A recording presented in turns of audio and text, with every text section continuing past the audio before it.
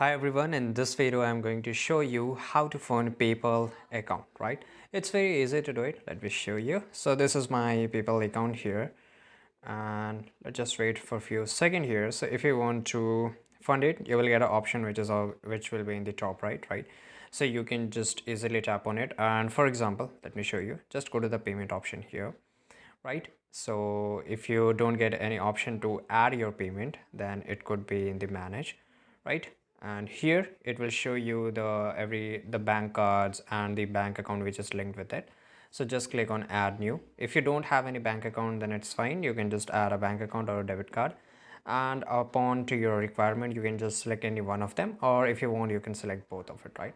So if I just go with a bank account, I can select a bank account. I have to enter the bank details and I will able to do all the transaction using my bank account, right? Same goes with the debit card. If you just want to do it instantly, because in the bank account settings it take a little bit of time, but the debit card and credit cards it get instantly funded, right? So it's very easy to do it. I hope you found this video useful. If you did, subscribe.